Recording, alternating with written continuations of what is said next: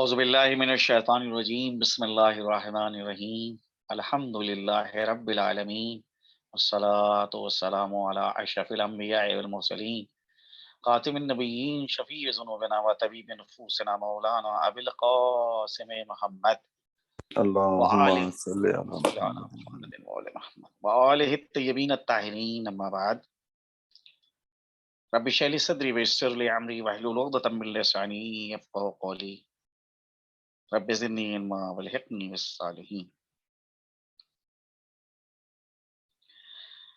احادیث جو آپ کے سامنے بیان ہو رہی تھیں، جس میں عمل کے اعتبار سے کہ جو عمل کی اہمیت کو احادیث بتاتی ہیں، وہ احادیث آپ کے سامنے نقل ہو رہی تھی۔ گزشتہ درس میں آپ کے سامنے کچھ احادیث بیان ہوئی تھی عمل کی اہمیت کے اعتبار سے۔ آج اسی سلسلے کو ہم آگے بڑھاتے ہوئے کچھ چیزیں آپ کے سامنے پیش کر رہے ہیں۔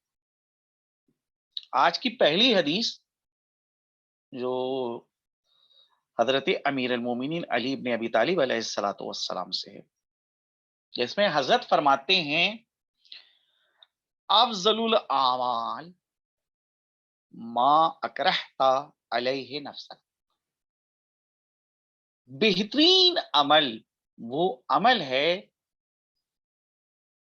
کہ جس کو انجام دینے سے تمہارا نفس جو ہے وہ کراہت محسوس کرے، یعنی ناپسندی محسوس کرے، نفس کو وہ عمل انجام دینے میں دشواری کا سامنا کرنا پڑ رہا ہو۔ نفس انسان کا اپنی رضا اور رغبت کے ساتھ اس عمل کو انجام دے، کیونکہ نفس کا مسئلہ یہ ہے کہ نفس ہے انسان کا شریر عمل، لذت طلب جو ہے وہ چیزوں کو چاہتا ہے۔ بہت سے اعمال ہے کہ جو انسان کے نفس پہ شاق ہوتے ہیں، دشوار اس کو ہوتے ہیں، لہذا آسانی سے انسان کا نفس جو ہے امور خیر کو انجام دینے کے لیے آمادہ نہیں ہوتا ہے۔ حضرت فرما رہے ہیں کہ بہترین عمل وہ عمل ہے کہ جس کے لیے انسان کا نفس جو ہے وہ تکلیف محسوس کرے، سختی محسوس کرے، اور نفس جس کے لیے آمادہ نہ ہو، تو بہترین عمل وہ عمل ہے۔ اس کے علاوہ عمل کے اندر اتقان ہونا چاہیے، یعنی یقین ہونا چاہیے۔ جناب رسالت مآب حضرت محمد مصطفیٰ صلی اللہ علیہ وآلہ وسلم سے یہ حدیث ہے، جس میں حضرت فرماتے ہیں ان اللہ تعالی یحب اذا عمل احدکم عملا ان یتقنہ، اللہ بے شک اللہ دوست رکھتا ہے، پسند کرتا ہے اگر تم میں سے کوئی ایک ایسا عمل انجام دے کہ جس کے حوالے سے اس کو یقین۔ تو عمل شک کے ساتھ نہیں انجام دینا چاہیے، عمل ناقص انجام نہ دیا جائے، بالکل متقن عمل ہو، ہر حوالے سے عمل کے اندر جو ہے وہ کمال پایا جائے، عیب نہیں پایا جانا چاہیے عمل کے اندر، یقین کے ساتھ جو ہے وہ عمل کو انجام دیا جائے۔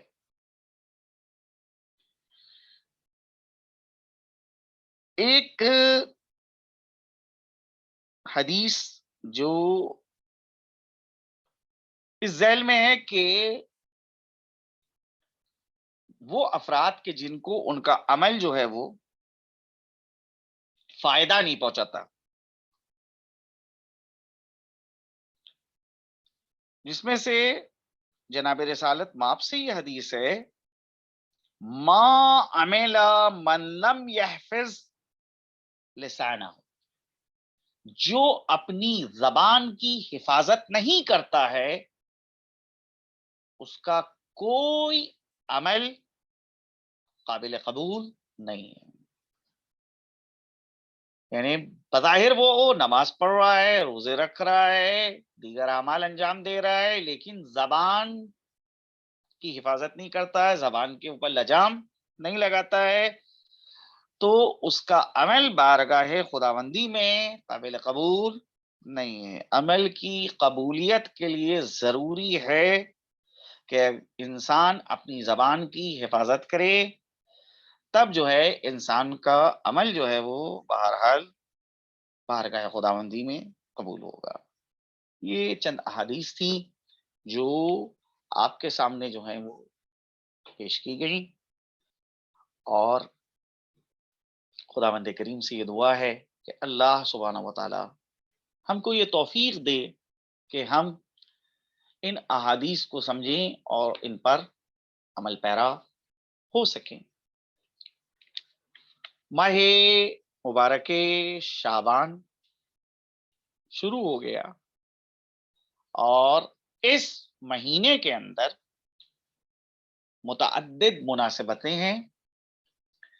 پہلا عشرہ جو اس مہینے کا ہے اس میں پہلی تاریخ جناب زینب کبریٰ سلام اللہ علیہا سے اختصاص رکھتی ہے.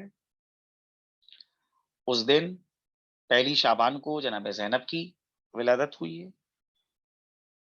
تیسری تاریخ کو سید الشہداء امام حسین علیہ الصلوۃ والسلام کی ولادت. چوتھی شعبان کو حضرت ابو الفضل العباس ابن علی کی ولادت. اور ایک روایت کے مطابق پانچویں شعبان کو حضرت امام زین العابدین امام سجاد کی ولادت. اور اسی مہینے کے اندر یہی جو پہلا عشرہ ہے اس میں حضرت علی اکبر اور جناب قاسم کی بھی ولادت ہے. یعنی غور کرنے کا امر ہے کہ کربلا کے حوالے سے جو اہم شخصیتیں ہیں اللہ سبحانہ و تعالیٰ نے ساری اہم شخصیتوں کو اس دنیا کے اندر اس ایک مہینے میں بھیجا ہے. اور آپ غور کیجئے کہ وہ شخصیتیں کہ جن لوگوں نے میدان کربلا کے اندر کارنامے انجام دیے ہیں، وہ شخصیتیں جب اس دنیا میں قدم رکھ رہی ہیں، دنیا میں آ رہی ہیں، جس مہینے میں آ رہی ہیں اس مہینے کے اندر کوئی تاریخ غم کی تاریخ نہیں ہے. بہرحال پورا مہینہ جو ہے اس کے اندر خوشیاں ہی خوشیاں ہیں.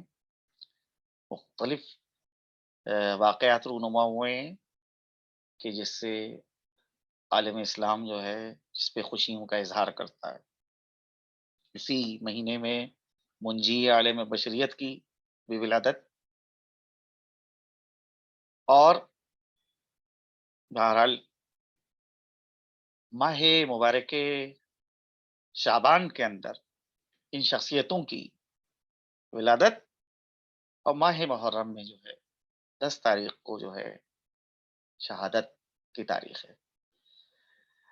لیکن ماہ مبارک کے شعبان میں جس طرح سے کوئی غم کی تاریخ نہیں ہے، اسی طرح سے ماہ مبارک کے ماہ محرم میں کوئی خوشی کی تقریب نہیں ہے. یعنی کربلا والے جس جب دنیا میں آئے ہیں تو اس ماہ میں اللہ نے اللہ نے یہ اختصاص اس مہینے کو دیا کہ اس میں جو ہے صرف خوشیوں کی تاریخ ہے. اور جس مہینے میں کربلا والوں کی شہادت رونما ہوئی ہے اس مہینے کے اندر کوئی خوشی کی تقریب نہیں ہے. بہرحال بظاہر ہونا تو سب کا تذکرہ چاہیے، جناب زینب سلام اللہ علیہا کے حوالے سے بھی گفتگو ہونا چاہیے، اور حضرت امام حسین کے حوالے سے بھی گفتگو ہونا چاہیے، اور جناب علی اکبر یا حضرت قاسم ابن حسن علیہ الصلوۃ والسلام کے حوالے سے بھی گفتگو ہونا چاہیے، لیکن دامن وقت میں اتنی گنجائش نہیں ہے کہ ساری شخصیتوں کے اوپر جو ہے وہ انسان جو ہے وہ گفتگو کرے اور سب کے حالات کے حوالے سے بات کرے۔ کوشش یہ کی جا رہی ہے کہ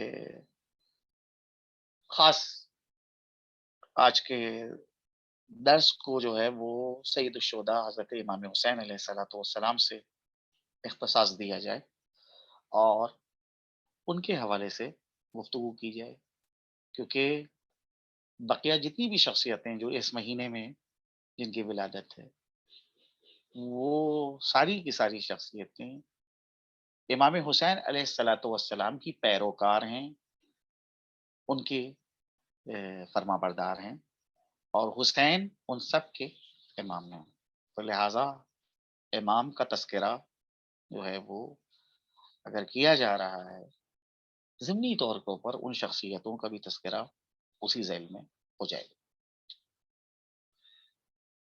امام حسین علیہ الصلوۃ والسلام جن کی ولادت 3 شعبان چوتھی ہجری میں ہوئی، اور جو القاب ہیں سید الشہداء کے، اور احادیث کے اندر اور تاریخ میں جو القاب سید الشہداء کے نقل ہوئے ہیں، اس میں سید الشہداء کا ایک لقب ہے رشید، طیب، سید، ذکی، مبارک، الطابع مرضات اللہ، یہ بھی سید الشہداء کا لقب، الدلیل علی ذات اللہ، یعنی وہ دلیل کہ جو اللہ کی ذات پر دلالت کرتی ہے، السبت، سید شباب اہل الجنہ، یہ جناب سید الشہداء کے القاب ہیں، اور 3 جنگیں جو جناب امیر کو پیش آئیں خلافت کے بعد، جمل، صفین، نہروان، ان تینوں جنگوں کے اندر امام حسین علیہ الصلوۃ والسلام نے جو ہے وہ شرکت کی ہے۔ زوجات میں جو سید الشہداء کی ازواج ہیں، اس میں لیلہ بنت ابی مرہ بن عروہ بن مسعود ثقفی، ام اسحاق بنت طلحہ بن عبید اللہ تمیمی، شاہ زنان بنت کسرہ، ملک الفرس یعنی، اور رباب بنت امرؤ القیس، یہ ازواج ہیں۔ اولاد میں امام زین العابدین، علی اکبر، عبداللہ، اور بیٹیوں میں سکینہ، فاطمہ، رقیہ۔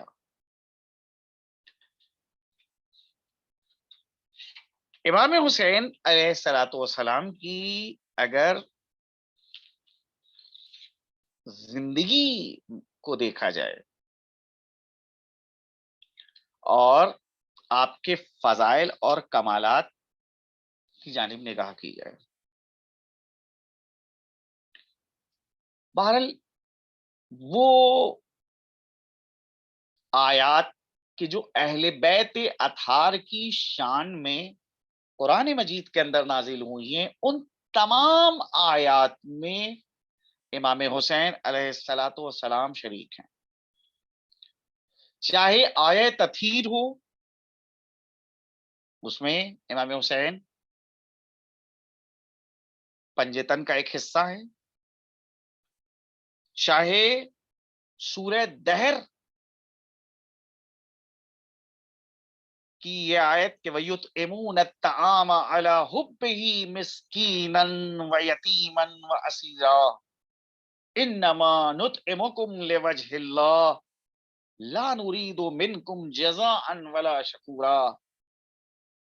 वो बंदेगान खुदा खाना खिलाते हैं खुदा की मोहब्बत में मिस्कीन को, यतीम को और असीर को, और जब वो किसी को खाना खिलाते हैं तो ये कहते हैं कि हम तुमको अल्लाह की खातिर ये खाना खिला रहे हैं, इसका कि ना हम तुमसे कोई जजा चाहते हैं और ना हम ये चाहते हैं कि तुम हमारा इस सिलसिले में शुक्रिया अदा करो।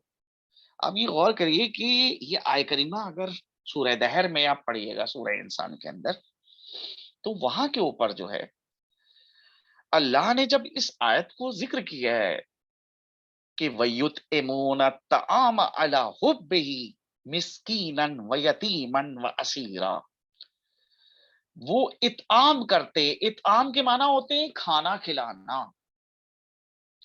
अला हुब्बिही।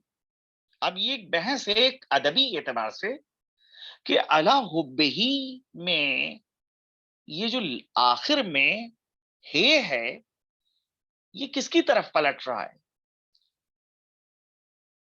ये जमीर किसकी जानिब पलट रही है, अल्लाह की जानिब पलट रही है या ताआम की जानिब, खाने की जानिब पलट रही है। तो बाज लोग ये कहते हैं कि यहां के ऊपर ये जमीर जो है वो अल्लाह की जानिब पलट रही है, तो तर्जुमा फिर इसका यूं होता है कि अहले बैत अथार खाना खिलाते हैं अल्लाह की मोहब्बत में मिस्कीन को, यतीम को और असीर को।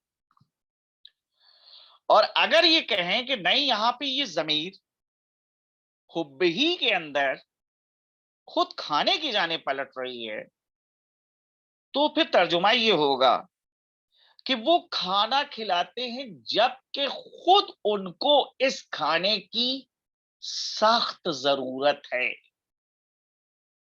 उसके बावजूद वो अपनी जरूरत को नजरअंदाज कर देते हैं और अपनी जरूरत की जानिब तवज्जो नहीं देते हैं और मिस्कीन को, यतीम को और असीर को खाना खिलाते हैं।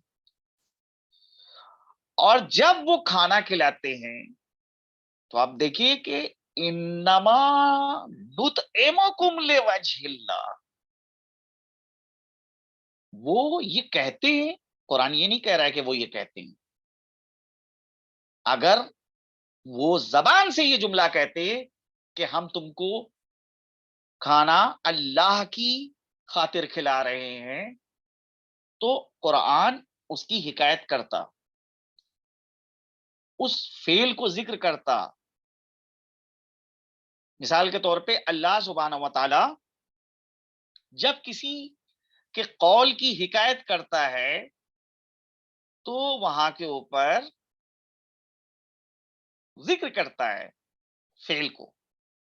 मिसाल के तौर पे अल्लाह ने हजरत ईसा के कौल को नकल किया कि जब जनाब मरियम हजरत ईसा को लेकर अपनी कौम के दरमियान आई और उन्हीं ने हजरत मरियम की आगोश में हजरत ईसा को देखा, तो उनसे सवाल किया कि बच्चा तुम कहां से लेकर आई हो।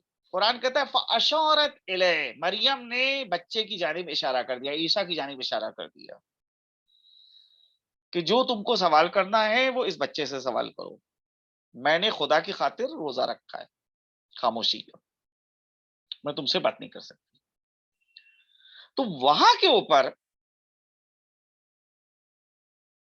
वो लोग ये कहते हैं कि ये बच्चा कैसे बात करेगा जो गहवारे में, आगोश में।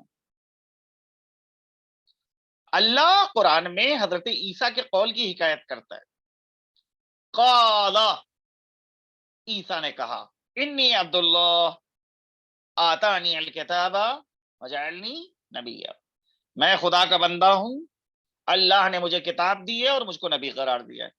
تو قرآن میں آپ غور کیجئے کہ جہاں کے اوپر کسی کا بھی قول اللہ اگر نقل کرتا ہے تو اس سے پہلے ایک فعل درج کرتا ہے، چاہے یہ فعل ماضی کی شکل میں ہوتا ہے جیسے کہ حضرت عیسیٰ کے قول سے پہلے فعل ماضی ذکر ہوا قالا، یا کبھی کبھی یہ فعل جو ہے وہ مضارع کی شکل میں، ماضی یعنی پاسٹ، مضارع یعنی پریزنٹ، تو اب وہاں کے اوپر جو ہے وہ یقولو استعمال ہوتا ہے کہ وہ کہہ رہا تھا، یا وہ کہہ رہا ہے یا کہے گا. یہاں کے اوپر آپ غور کیجئے کہ یہ آیت کریمہ کی جو فضائل آل محمد میں نازل ہوئی ہے، اور یہ آیت کی فضیلت میں سید الشہداء امام حسین بھی شریک ہے. وہاں کے اوپر یہ فقرہ نہیں آیا، قطعاً نہیں آیا ہے کہ وَيَقُولُونَ وہ لوگ یہ کہتے تھے، بلکہ ڈائریکٹ جو ہے مستقیم طور کے اوپر براہ راست جو ہے اللہ نے یہ فقرہ ذکر کیا کہ انما نطعمکم لوجہ اللہ. اگر وہ اپنی زبان کے اوپر یہ جملہ جاری کرتے تھے کہ ہم تم کو اللہ کی خاطر کھانا کھلا رہے، تو یقیناً اللہ کہتا کہ وہ لوگ یہ کہتے ہیں. لیکن اللہ نے یہاں پہ یہ کہا انما نطعمکم لوجہ اللہ، یعنی کیا مقصد، اس کا کیا ترجمہ ہوگا؟ ترجمہ اس کا یہ ہوگا کہ یہ ان کے دل کی آواز تھی جو نکل رہی تھی، اور اس آواز کو اللہ نے سنا اور قرآن میں ذکر کیا. دل کی آواز کیا تھی کہ ہم اگر تم کو کھانا کھلا رہے ہیں تو یہ صرف اور صرف اللہ کی خاطر کھانا کھلا رہے ہیں، اللہ کی خوشی کی خاطر کھانا کھلا رہے ہیں. لا نرید منکم جزاء ولا شکورا، نہ اس کھانے کا کوئی ہم بدلہ چاہتے ہیں اور نہ ہی ہم یہ چاہتے ہیں کہ تم ہمارا شکریہ ادا کرو. ہم صرف اللہ کی خاطر تم کو یہ کھانا کھلا رہے ہیں. یہ ان کے دل کی آواز تھی کہ جس آواز کو اللہ نے سنا اور اس کو ذکر کر دیا. تو بہرحال یہ آیہ کریمہ جو اہل بیت اطہار کی شان میں نازل ہوئی، اور آپ نے شان نزول آپ کو پتا ہے کہ 3 دن تک مستقل طور کے اوپر جو ہے اہل بیت نے جو ہے روزہ رکھا تھا، اور جب روزہ کھولنے کے لیے دسترخوان پہ بیٹھتے تھے اس وقت جو ہے ایک سائل آ جاتا تھا. پہلے دن جو ہے وہ مسکین آیا، دوسرے دن یتیم آیا، اور تیسرے دن اسیر آیا، اور تینوں دن اہل بیت نے اپنے آگے کا کھانا اٹھا کر ان لوگوں کو دے دیا، اور خود جو ہے وہ ایسے ہی پانی پی کے سو گئے. تو یہ بہرحال جو ہے آیات ہیں جو اہل بیت کی شان میں نازل ہوئی ہیں. وہ یہ آیات جو ہیں ان میں فضائل اہل بیت کے حوالے سے جو ہے اس میں امام حسین سید الشہداء بھی شریک ہیں. اس کے علاوہ اور بھی قرآن کی آیت ہیں. مثال کے طور کے اوپر سورہ حج کی یہ آیہ کریمہ اذن للذین یقاتلون بانہم ظلموا وان اللہ علی نصرہم لقدیر، اجازت دی جا رہی ہے ان لوگوں کو کہ جن سے جنگ کی جاتی ہے اور جن پہ ظلم ڈھایا جاتا ہے، جبکہ اللہ ان کی مدد کے اوپر جو ہے وہ قدرت رکھتا ہے، توانائی رکھتا ہے. یہ سورہ حج کی آیت ہے جس کے حوالے سے ابو خالد کابلی نے امام محمد باقر علیہ الصلوۃ والسلام سے روایت کی ہے کہ سمعت ابا جعفر علیہ السلام، میں نے حضرت امام محمد باقر علیہ الصلوۃ والسلام سے سنا کہ جس میں حضرت نے فرمایا کہ یہ آیت نازل ہوئی ہے علی علیہ السلام اور حسن اور حسین علیہ السلام کے بارے میں. تو اس آیت میں بھی امام حسین شریک ہے. یہ آیت بھی جو ہے وہ امام حسین علیہ الصلوۃ والسلام کے حوالے سے. وہ احادیث جو فضائل اہل بیت میں آئی اور خاص طور پہ فضائل حسنین میں آئی. بہرحال بہت زیادہ احادیث ہیں، اور مسلمانوں کا کوئی ایسا فرقہ نہیں ہے کہ جس فرقے کے یہاں فضائل آل محمد کے حوالے سے احادیث نہ پائی جاتی ہوں. اور مختلف علماء نے اہل بیت اطہار کو خراج عقیدت پیش کرنے کے لیے فضائل اہل بیت میں کتابیں تصنیف کی، کتابیں تالیف کی، چاہے وہ کسی بھی مسلک اور مشرب سے ہوں. احادیث کی جو کتابیں ہیں، چاہے بخاری ہو، صحیح مسلم ہو، ابن ماجہ ہو، ترمذی ہو، ابن داؤد ہو، سنن ابن داؤد ہو، سب میں کوئی ایسی کتاب نہیں صحیح ستہ میں احادیث کی کہ جس میں فضائل آل محمد اور امام حسین کی فضیلت میں احادیث نہ موجود. حاکم نیشاپوری نام کے ایک محدث ہیں، انہی نے یحییٰ ابن عامر سے روایت کی ہے کہ جناب پیغمبر اسلام نے فرمایا، حسین منی وانا من حسین، میرا حسین مجھ سے ہے اور میں حسین سے ہوں. اللہم احب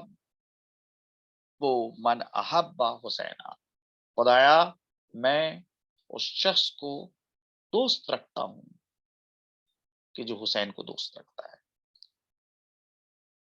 حسین سبت من الاسباط، حسین نواز رسول. اس کے علاوہ جناب سلمان فارسی سے حدیث ہے کہ جناب سلمان فارسی فرماتے ہیں کہ کان الحسین علی فخذ رسول اللہ صلی اللہ علیہ وآلہ، امام حسین رسول خدا کے زانوں پہ بیٹھے ہوئے تھے. وَهُوَ يُقَبِّلُهُ، اور رسول خدا صلی اللہ علیہ وآلہ وسلم جناب سید الشہداء امام حسین کو پیار کر رہے تھے.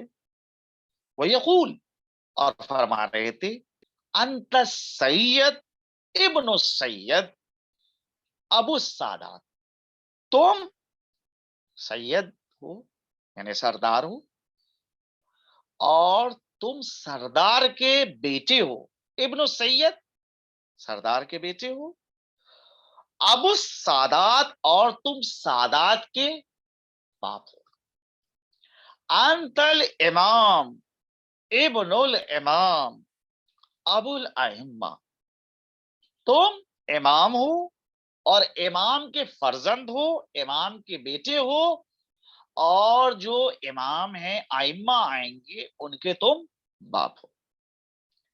انت الحجہ ابن الحجہ ابو الحجج، تم حجت ہو اور فرزند حجت ہو، اور حجتوں کے تم باپ ہو. تسعۃ من صلبک، 9 حجتیں تمہاری صلب سے پیدا ہوں گی. وتعصئہم قائمہم، اور جو نواں امام ہے، نوی حجت ہے جو تمہارے صلب سے پیدا ہوگی، وہی اس امت کا مہدی ہے، وہی اس امت کے قائم. یہ بہرحال احادیث ہے جو فضائل سید الشہداء کے اندر وارد ہوئی. عبادت کے حوالے سے جناب سید الشہداء کی جو روایات آئی ہیں کہ کانا یصلی فی الیوم واللیلہ الف رکعہ، دن اور رات میں سید الشہداء امام حسین علیہ الصلوۃ والسلام 1000 رکعت نماز پڑھتے تھے.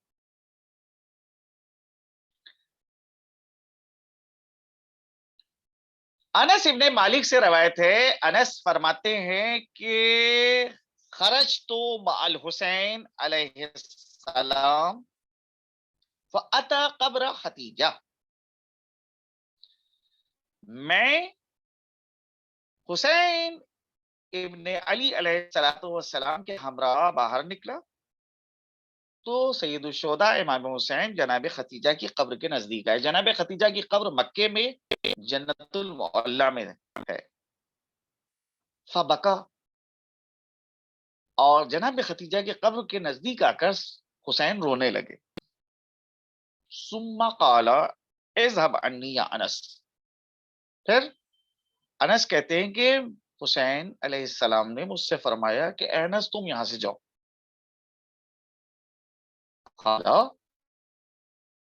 فاستخفیت عنہ، اس کے بعد میں ان کی نگاہوں سے پوشیدہ ہو گیا، میں چھپ گیا. میں نے دیکھا کہ وہ نماز پڑھ رہے ہیں وہاں. فلما طال وقوفه في الصلاة سمعته قائلا، وہ جب نماز میں بہت زیادہ ان کا وقت صرف ہو گیا اور کھڑے ہوئے تھے نماز میں وہ، تو میں نے سنا کہ وہ یہ کہہ رہے ہیں یا رب یا من انت مولا فرحم عبیدن الیک ملجا، اے پروردگار تو مولا ہے، فرحم عبیدن الیک ملجا، اپنے بندوں کے اوپر رحم کر کہ جس نے تیری پناہ کو اختیار کیا. یا ذل معالی علیک معتمدی طوبی لمن کنت انت مولا، اے بلند و برتر تیرے اوپر تکیہ کیا ہے، تیرے اوپر اعتماد کیا ہے، طوبی پاک ہے، لمن کنت انت مولا، پاک ہے وہ انسان کہ جس کا تو مولا ہے. طوبی لمن کان خادما ارقا یشکو الی ذی الجلال بلوا، پاک اور پاکیزہ ہے وہ غلام کہ جو خدا ذوالجلال کے سامنے شکوہ کرتا ہے اور اپنی بلاؤں کو بیان کرتا ہے. یہ بہرحال حضرت کی رویش عبادت تھی کہ جس کے متعلق جو ہے وہ تاریخ کی کتابوں کے اندر جو ہے وہ بہت زیادہ چیزیں بیان ہوئی ہیں. اس کے علاوہ جو جناب سید الشہداء کے خطبات ہیں یا جو سید الشہداء کی وصایا ہیں وہ بے پناہ اہمیت کے حامل ہیں. ایک وصیت ہے سید الشہداء علیہ الصلوۃ والسلام کی جس میں حضرت فرماتے ہیں لا تتکلف ما لا اطیق، جس چیز کی تم توانائی نہیں رکھتے ہو، طاقت نہیں رکھتے ہو، اس میں اپنے آپ کو مشقت میں نہ ڈالو. ولا تتعرض ما لا تدرک، اور اس چیز کو نہ چھیڑو کہ جس کو تم درک نہیں کر سکتے، اس چیز کو مت چھیڑو کہ جس کو تم درک نہیں کر سکتے. ولا تعد ما لا تقدر علیہ، اور اس کو جو ہے کا وعدہ مت کرو کہ جس وعدے کو تم پورا نہیں کر سکتے. ولا تنفق الا بقدر ما تستفید، اتنا ہی خرچ کرو کہ جتنا تمہارے اندر توانائی پائی جاتی. ولا تطلب من الجزاء الا بقدر ما صنعت، اور اتنا ہی اجر مانگو، اتنی ہی اجرت طلب کرو، اتنا ہی صلہ مانگو کہ جتنا تم نے کام انجام دیا ہے، یعنی جتنا محنت کی ہے اس مطابق جو ہے وہ اجر طلب کرو. یہ حضرت کی حدیث ہے. اور وہ وصیت کہ جو سید الشہداء نے جناب محمد حنفیہ سے کی، تاریخ میں ہے کہ لما عزم علی الخروج الی المکہ، کہ جب آپ مدینے سے نکل رہے تھے مکے کی جانب، اس وقت آپ نے یہ وصیت نامہ جناب محمد حنفیہ کے نام لکھا تھا. اس میں فرمایا تھا بسم اللہ الرحمن الرحیم، ھذا ما اوصى به الحسین ابن علی ابن ابی طالب الی اخیہ محمد. یہ وہ وصیت نامہ ہے کہ جو حسین ابن علی ابن ابی طالب اپنے بھائی محمد کو کر رہے. المعروف ابن حنفیہ کے جو جن کی شہرت محمد کی ابن حنفیہ کے نام سے. ان الحسین یشہد اللہ الہ الا اللہ، بے شک حسین یہ گواہی دیتا ہے کہ اللہ کے علاوہ کوئی پروردگار نہیں ہے، وحدہ لا شریک لہ، وہی یک تنہا ہے. وَأَنَّ مُحَمَّدًا عَبْدُهُ وَرَسُولُهُ، اور بے شک محمد خدا کے بندے ہیں اور اس کے رسول. جاء بالحق من عند الحق، جو حق کے ہمراہ آئے اور حق کے نزدیک سے آئے. وَأَنَّ الْجَنَّةَ وَالنَّارَ حَقٌّ، بے شک جنت اور جہنم برحق ہے. وَأَنَّ السَّاعَةَ آتِيَةٌ لا ریب فیہا، بے شک قیامت کو آنا ہے جس میں کسی قسم کا کوئی شک و شبہ نہیں ہے. وَأَنَّ اللَّهَ يَبْعَثُ مَن فِي الْقُبُورِ، اللہ ان لوگوں کو جو ہے قیامت کے دن اٹھائے گا قبروں سے کہ جو قبر میں سو رہے ہیں. اس کے بعد حضرت فرماتے ہیں انی لم اخرج اشرا ولا بطرا ولا مفسدا ولا ظالما، میں جو نکل رہا ہوں، میں جو قیام کر رہا ہوں، نہ وہ شر کی خاطر قیام کر رہا ہوں، نہ فساد پھیلانا چاہتا ہوں، نہ ظلم کسی کے اوپر ڈھانا چاہتا ہوں. وَإِنَّمَا خَرَجْتُ لِطَلَبِ الْإِصْلَاحِ، میں جو نکل رہا ہوں وہ اصلاح کا خواہاں ہوں، میں چاہتا ہوں کہ اصلاح قائم ہو فی امت جدی، میرے نانا کی امت کے درمیان. اريد ان امر بالمعروف، میں چاہتا ہوں کہ لوگوں کو میں اچھائیوں کی جانب، معروف کی جانب حکم دوں. وانہا عن المنکر، اور لوگوں کو برائیوں سے روکوں. واسیر بسیرت جدی و ابی علی ابن ابی طالب، اور میں چاہتا ہوں کہ اپنے نانا اور اپنے بابا علی ابن ابی طالب کی سیرت کے اوپر چلو. فمن قبلنی بقبول الحق فاللہ اولا بالحق، جو میری بات کو قبول کرتا ہے اس نے حق کو قبول کیا، اور اللہ زیادہ اس کا سزاوار ہے. ومن رد علی ھذا اصبر حتی یقضی اللہ بینی وبین القوم بالحق، اور جو میری بات کو مجھے ہی رد کر دیتا ہے، پلٹا دیتا ہے، نہیں قبول کرتا، تو میں اس پہ صبر کروں گا یہاں تک کہ اللہ میرے درمیان اور اس قوم کے درمیان حق کے ذریعے سے فیصلہ کرے گا. وہ خیر الحاکمین، اور وہ بہترین فیصلہ کرنے والا ہے. فہذہ وصیتی یا اخی الیک وما توفیقی الا باللہ علیہ توکلت والیہ انیب. اے میرے بھائی محمد، یہ وصیت میں تم کو کر رہا ہوں، اور صرف خدا کی توفیق کے علاوہ میرے کچھ نہیں ہے شامل حال، اسی کے اوپر میں توکل کرتا ہوں اور اسی سے میں لو لگاتا ہوں.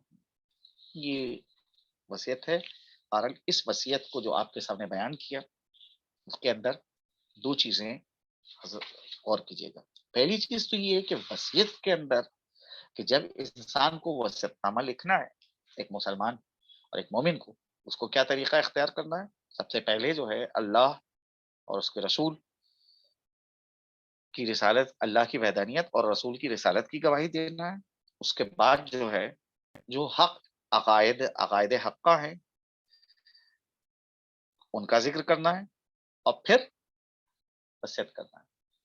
اس وصیت کے اندر سید الشہداء نے اپنے قیام اور اپنی جنگ کے حوالے سے تذکرہ کیا ہے کہ اگر میں مدینے سے نکل رہا ہوں، وہ میں تفرقہ پھیلانے کے لیے نہیں نکل رہا ہوں، شر اور فتنہ و فساد پیدا کرنے کے لیے نہیں نکل رہا ہوں، بلکہ میں چاہتا ہی ہوں کہ اپنے نانا کی امت کے درمیان جو ہے وہ اصلاح کروں اپنے نانا کی امت کی، اور ان کو اچھائیوں کا جواب دوں، اور اچھائیوں کی جانب جو ہوں بلاؤں، اور برائیوں سے ان کو روکوں. یہ حضرت کا جو ہے وہ وصیت نامہ ہے جس کو اہل تاریخ نے ذکر کیا ہے. ایک شخص تھا کوفے کا رہنے والا، اس نے سید الشہداء امام حسین علیہ الصلوۃ والسلام کو لکھا، یا سیدی اخبرنی بخیر الدنیا والآخرہ، اے میرے سید و سردار، مجھے یہ بتائیے کہ دنیا اور آخرت کی بھلائی کیا ہے. امام حسین سے وہ کوفے کا رہنے والا ایک سوال کر رہا ہے کہ فرزند رسول مجھے یہ بتائیے، مجھے یہ خبر دیجئے کہ دنیا اور آخرت کی بھلائی کیا ہے. فکتب علیہ السلام، تو حضرت نے اس کو جواب لکھا، بسم اللہ الرحمن الرحیم، اما بعد فإن من طلب رضا اللہ بسخط الناس کفا اللہ امور الناس. جو شخص اللہ کی رضا اور اس کی مرضی کو طلب کرتا ہے، چاہتا ہے، کس کے مقابلے میں؟ لوگوں کے غضب کے مقابلے میں، تو اللہ پھر اس کے لیے لوگوں کے امور میں کافی ہوتا ہے. وَمَن طَلَبَ رِضَاءَ النَّاسِ بِسَخَطِ اللَّهِ، لیکن جو لوگوں کی مرضی چاہتا ہے کہ لوگ اس سے راضی ہو جائے، بِسَخَطِ اللَّهِ، کس کے مقابلے میں؟ کہ اللہ اس سے ناراض ہو جائے، یعنی اللہ کی ناراضگی کے مقابلے میں لوگوں کو راضی کرنا چاہتا ہے اگر کوئی شخص. وَقَّلَ اللَّهُ إِلَى النَّاسِ، تو اللہ ایسے شخص کو پھر سپرد کر دیتا ہے لوگوں کے. والسلام، یعنی اللہ ایسے شخص کو اپنی ولایت سے باہر کر دیتا ہے، اپنی حکومت سے باہر کر دیتا ہے. تو اگر کوئی شخص اللہ کی رضا حاصل کرنا چاہتا ہے، اللہ کی مرضی حاصل کرنا چاہتا ہے، اور اس کے مقابلے میں لوگ اس سے ناراض ہو جاتے ہیں، تو اللہ پھر اس کے امور میں اس کے لیے کافی. لیکن اگر کوئی شخص اللہ کو ناراض کر کے، اللہ کو غضبناک کر کے لوگوں کو راضی کرنا چاہتا ہے، لوگوں کی مرضی حاصل کرنا چاہتا ہے، تو پھر اللہ ایسے انسان کو لوگوں کے حوالے کر دیتا ہے، اور پھر اس کا فیصلہ لوگوں کے ہاتھ میں ہے کہ لوگ جو جہاں چاہیں اس کو لے جائیں. یہ حضرت نے جو ہے وہ اس شخص کو نصیحت فرمائی. یہاں کے اوپر چند چیزیں آپ کے سامنے نقل کر رہا ہوں، اور اسی کے اوپر جو ہے وہ اس درس کا جو ہے وہ خاتمہ کیا جائے گا. بہت سی دعائیں جو امام حسین علیہ الصلوۃ والسلام سے وارد ہوئی ہیں، خاص طور پہ دعائے عرفہ کہ جس کی آپ تلاوت کرتے ہیں، اس کو آپ پڑھتے ہیں، اس کے اندر کے جو مطالب ہیں وہ اس دعا کے اندر معارف کا ایک خزانہ نظر آتا ہے. تاریخ میں یہ بھی ملتا ہے کہ حضرت نے بہت سے لوگوں کے لیے بد دعا کری یا دعا کری ان کے حق میں، تو اللہ نے امام حسین کی دعا کو جو ہے قبول کیا. چنانچہ تاریخ میں یہ واقعہ موجود ہے کہ واقع کربلا میں اس سے پہلے کہ جنگ کا آغاز ہو، کربلا کی جنگ شروع ہو، عبداللہ ابن حوزائے تمیمی نام کا جو شخص تھا وہ لشکر یزید میں تھا. اس نے بلند آواز سے پکارا اور کہا افیکم حسین، افیکم حسین، کیا تم میں کوئی حسین ہے؟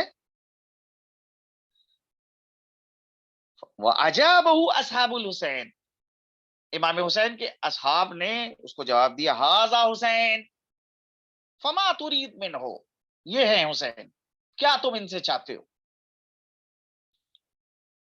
اس شخص نے عبداللہ ابن حوزہ تمیمی نے حضرت کی شان میں گستاخی کی. کالا یا حسین ابشر بالنار، اے حسین معاذ اللہ نعوذ باللہ، میں تم کو جہنم کی بشارت دے رہا ہوں. فقال علیہ السلام کذبتا، امام نے جب اس کا یہ جملہ سنا تو امام نے فرمایا تم جھوٹ بول رہا ہے. بل اغدم علی رب غفور کریم، بلکہ میں رب غفور کریم کی بارگاہ میں حاضر ہوں گا، مطاع کے جو لائق اطاعت ہے، شفیع، اور وہی بہترین شفیع ہے. فمن انتا، تو کون ہے؟ قال انا ابن حوزہ، اس نے کہا میں ابن حوزہ، فرزند حوزہ ہوں. فرفع الحسین علیہ السلام یدائی ہے، حضرت نے اپنے ہاتھوں کو اٹھایا یہاں تک کہ حضرت کی بغلوں کی سفیدی جو ہے وہ ظاہر ہو گئی، اور فرمایا اللہم حزہ الی النار، پروردگارا اس کو آگ کا مزہ تو چکھا. فغضب ابن حوزہ، اس نے جب امام کے منہ سے یہ بددعا سنی تو وہ غضبناک ہوا، اس کو غصہ آیا اور وہ غصے میں حضرت کی جانب بڑھا، لیکن اس کا جو گھوڑا تھا وہ اتنی تیزی سے اچھلا کہ اسی کی رکاب میں اس کا پیر الجھ گیا، اور پھر وہ گھوڑا جو ہے وہ کسی طرح سے اس کے قابو میں نہیں آ رہا تھا، یہاں تک اس گھوڑے نے جو ہے وہ اس کو جو ہے گرایا اس خندق میں کہ جو خیموں کے پیچھے خندق روشن تھی اور جس کے اندر آگ جل رہی تھی، اور اس میں لے جا کر پھینک دیا. یہ واقعہ کربلا میں ہوا ہے. مسروق ابن وائل حضرمی کہتا ہے کہ میں اس واقعے کو جب میں نے دیکھا اس وقت مجھے جو ہے حسین کی حقانیت کا یقین ہو گیا. تو یہ ایک